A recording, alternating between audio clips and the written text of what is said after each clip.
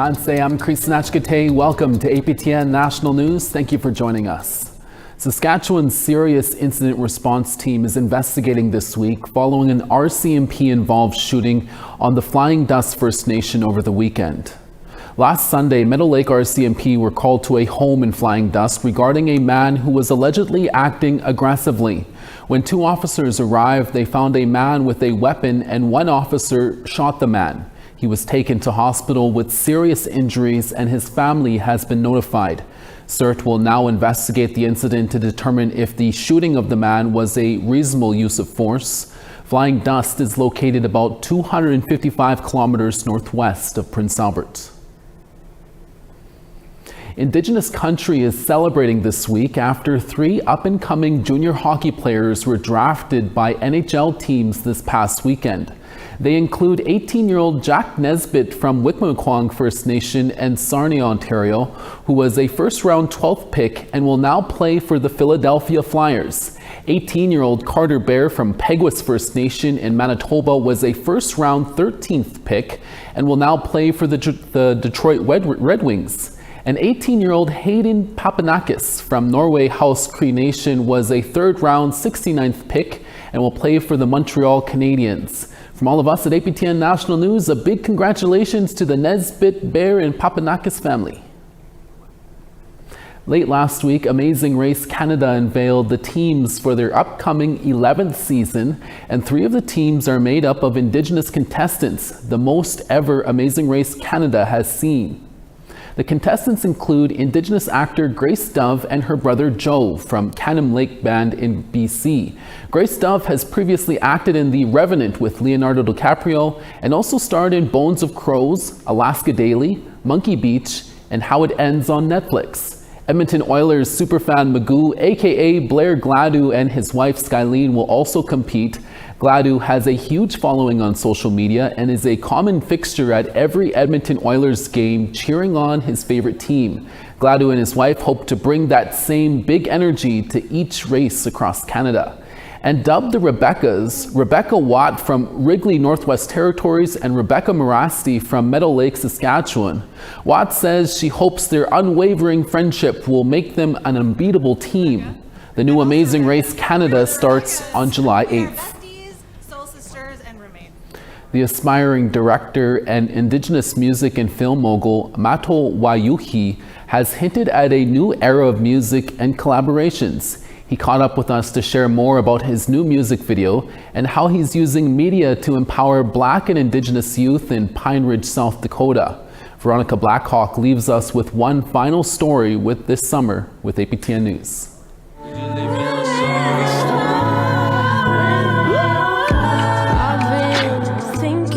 I do my own music and then I do scoring for film and television, and then I also act and stuff. So kind of doing as much as I can right now in this lifetime. Mato Wayukhi is the Oglala Lakota musician and multidisciplinary artist who's taken the Indigenous creative industry by storm. You may recognize him from on-screen appearances and the voice behind the soundtrack for Crave Originals' Reservation Dogs. Mato embarks on new endeavors surrounded by community and a passion for Indigenous storytelling. He shares insight into his upcoming EP, Sundowner. I had noticed a bit of a transformation in my sound maybe in the last year or so, and it's been because of 2 main utilities, one of which is learning bass guitar. Another portion of that was utilizing my voice from a lower register sense, because I have always been super insecure about how low my voice can go. And I think it's like gender dysmorphia. The two-spirit artist reflects on interpersonal growth through musicianship.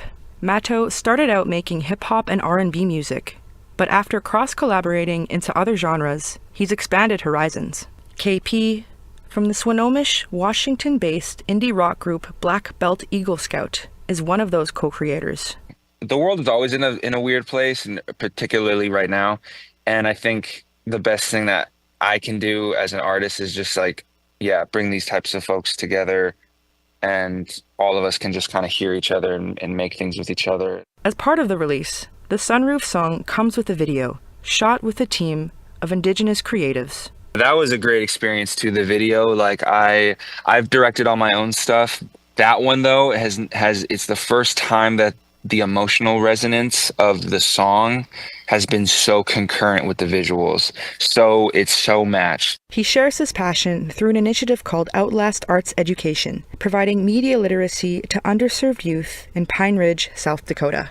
For generations and generations, we haven't been at the forefront of how our stories are told. We're just really passionate about ensuring that there can be the next generation of storytellers are accounted for.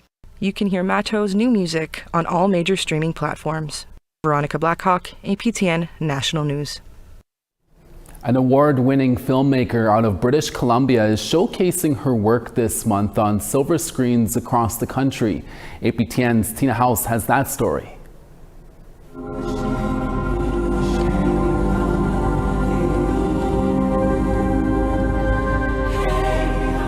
Award-winning filmmaker Jules Kostashian has been making films for decades now. Her latest films, Angela's Shadow and Nimisak, Sisters in Film, will be shown in theaters across Canada. Just being around storytellers my whole life, living up in Northern Ontario with my grandparents and my mom and my aunties. Crees, I think, are really fun storytellers. It does have an impact on you growing up, so it just feels very natural, second nature. I don't know, I just feel so compelled to tell really strong Indigenous stories that uplift us so that our young people can feel proud of who they are. And also I feel like our films, Indigenous cinema or Indigenous films, really provide context in terms of who we are as a people.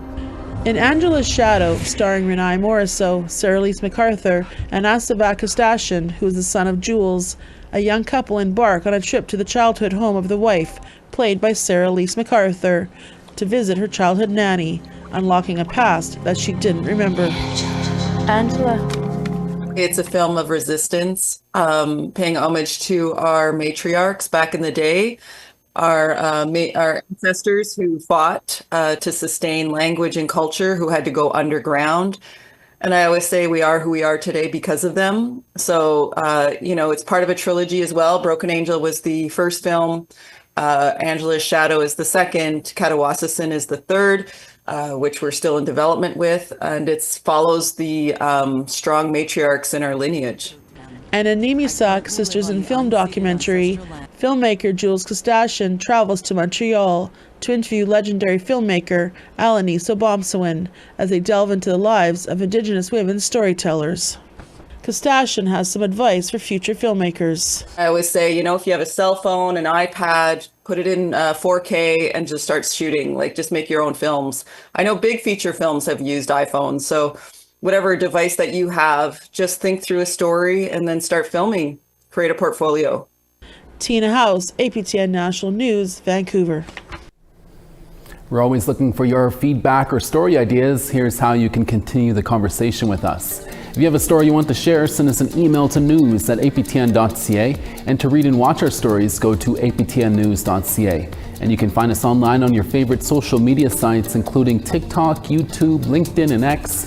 Follow APTN News to join the conversation and see our latest stories. Indigenous groups in BC recently took part in a signing ceremony for the upcoming FIFA World Cup in Vancouver. That story when we come back. Stay with us.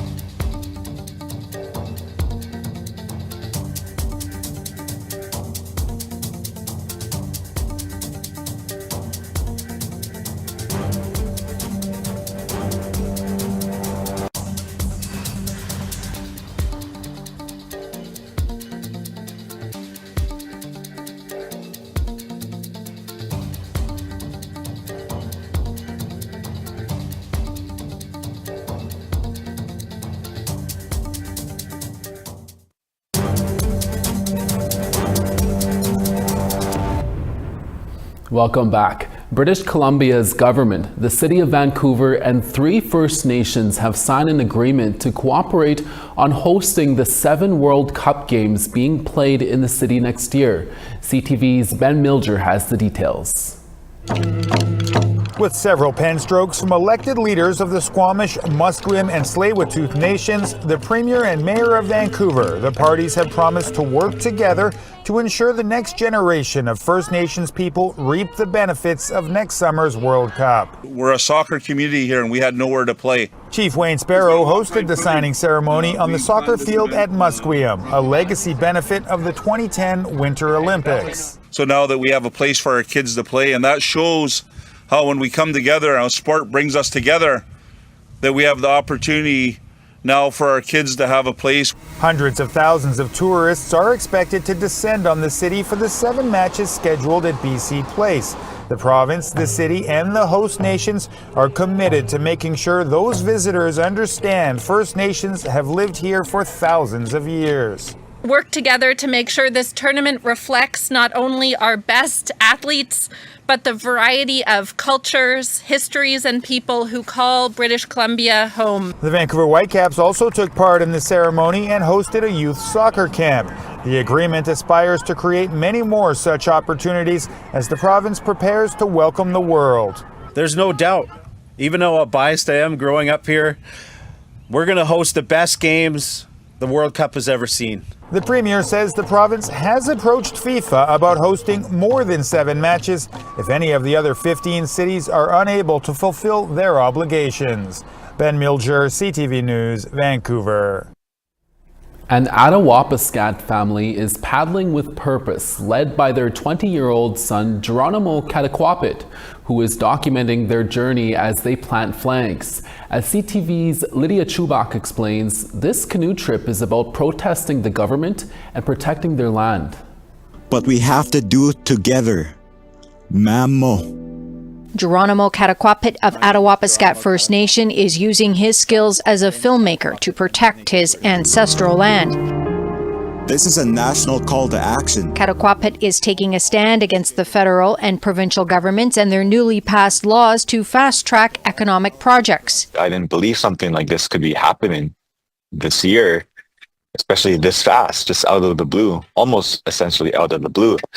And so I felt like I took maybe an hour to process it. Then I said, okay, we got to go do something. He, his parents, and brother are doing just that. They are currently canoeing the Attawapiskat and Mukotai rivers to install flags created by families who live on these waterways. These family flags just have their signature, maybe their handprints, and whatever message they want to put on there. It could be art, it could be whatever. It's totally up to them, just as long as it's made by them.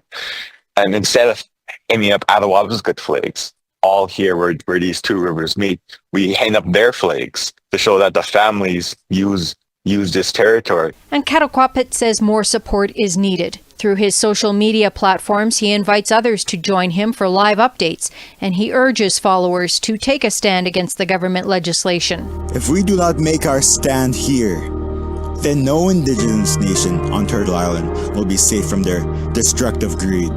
Cataquapit is a second-year university student studying geography and environmental management.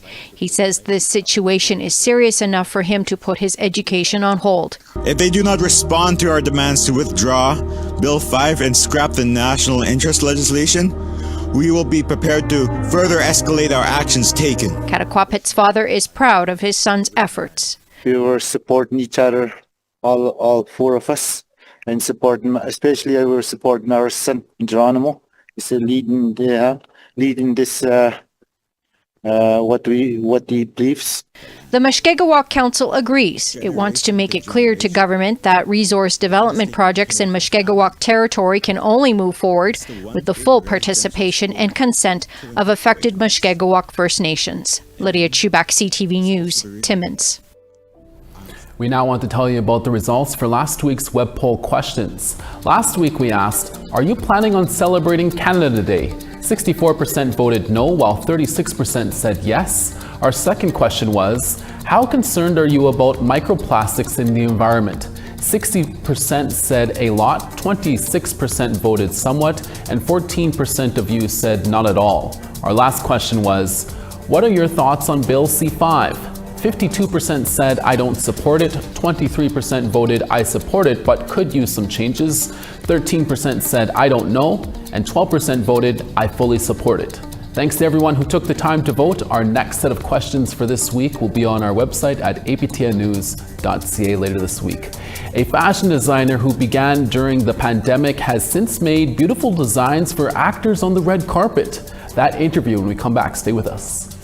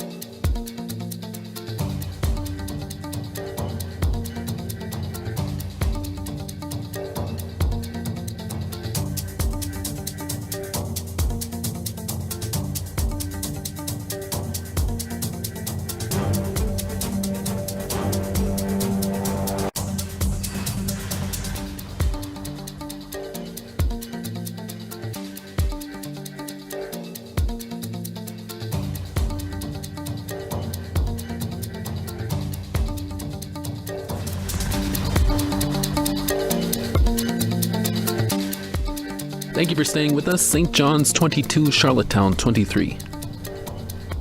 20 in Cartwright, Happy Valley, Goose Bay 24.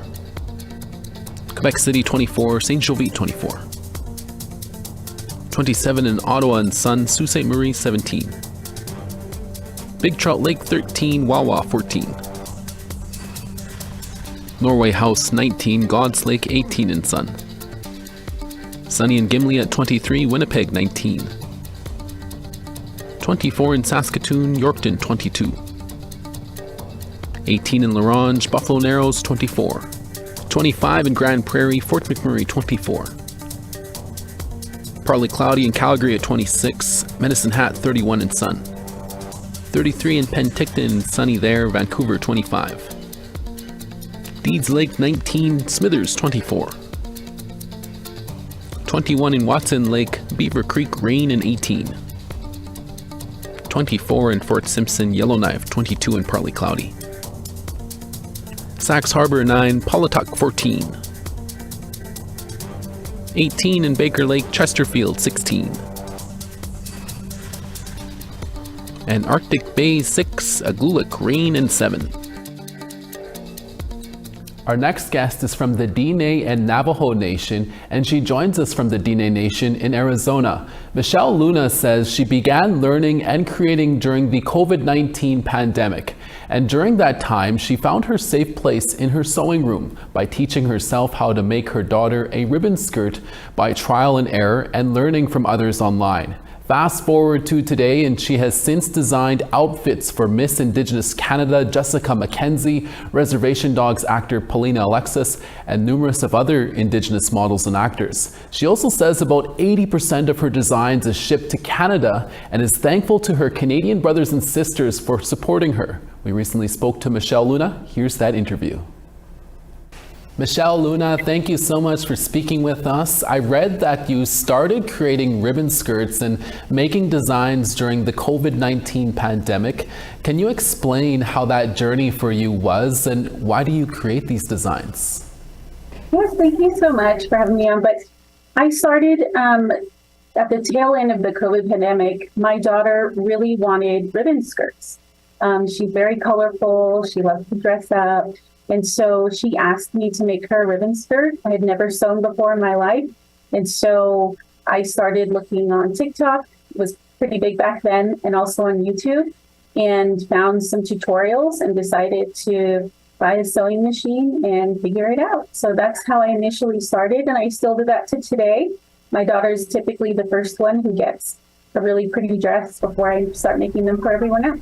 Oh my gosh, so self-taught within just a number of years. Yes, yeah, I've never sewn before. Fast forward to now and you're making skirts and dresses for many Indigenous models, including for actor Paulina Alexis and Miss Indigenous Canada Jessica McKenzie. Did you ever think your designs would blow up like this? No, not at all.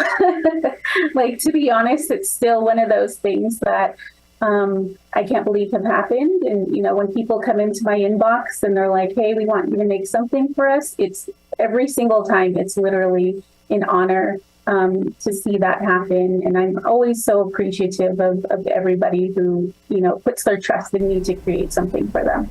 That's so great to hear. And I understand that many of your customers these days are from Canada. Tell us about that. Yeah, I would say about 80% of my customers are Canadian. So they helped me take off from the very beginning. They love all of the colors and the ribbons and everything that I do, the prints that I use. They absolutely love them. So I honestly hold a big, huge portion of my heart for Canadian relatives, because they're the ones that really helped my business sort of take off. And so I always appreciate them. Well, we definitely here love your designs and everything that you're doing. And Michelle, can you tell us where you get the ideas for these designs from? Yeah, so I do my best to support Native-owned businesses. Your Canadian company, 49 Design, they have specific designs in-house. I like to use their fabrics. Teton Trade Cloth here in the U.S., they have Native artists create the designs for them, and then they print them and sell them for them. So whenever I see a new design come out, I will automatically order it and then put it on my mannequin and figure out, what do I want this to look like? And so I do a lot of draping and a lot of color matching. And so that's essentially what I do, is I just order it and then I figure out, what do I want this to look like, in hopes that everybody loves it too. That's so interesting. And finally, Michelle, what is your message to other up-and-coming Indigenous designers out there? I think my biggest message is just to start. You know, for a long time, I wanted to sew, but I felt like it was really scary. And I felt like I had to go to school or I had to go to a class to learn. But I am proof that you can pick up your phone and look at some things and figure out, what do you like, right? I like colorful dresses myself. I like pretty skirts. And so what I did is I went on YouTube and figured out those types of dresses, how to make them, and looked at designs. And then I incorporated what I liked into it. So my biggest message is just start, just try, go out there. And even if you feel like it doesn't fit the norm, because when I initially started, there wasn't I wasn't doing the same type of designs as everybody else was. And I felt a little overwhelmed and felt like people weren't going to like it. But I look at where I'm at now and I say to everyone, just start. create your own ideas, create what you love, and you'll find your people. So just get out there and do it and learn and try something new and make something beautiful as much as you possibly can. Great words of advice, Michelle. Luna, we'll have to leave it there. Thank you so much for speaking with us today. Thank you so much. I appreciate your time. That's your daytime newscast for this Wednesday. We're back again in a few hours with more stories, including the Manitoba Métis Federation celebrating a new walkway opening on Portage in Maine in Winnipeg. From all of us at APTN National News, hi miigwech masicho. Thank you for watching. We'll see you again next day.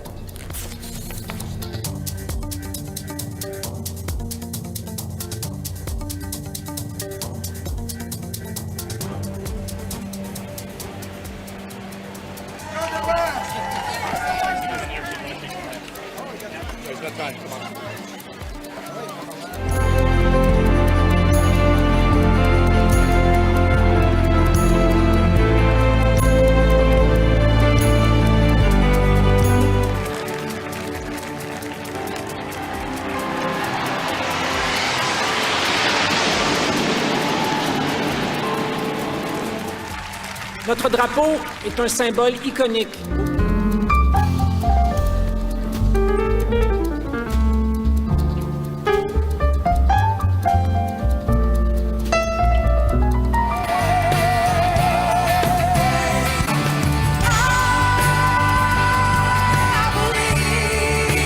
Grâce à une mise en candidature soumise pour une distinction honorifique canadienne. Cela a ensuite déclenché le travail essentiel des équipes de Rideau Hall ainsi que celui du Conseil qui ont recommandé...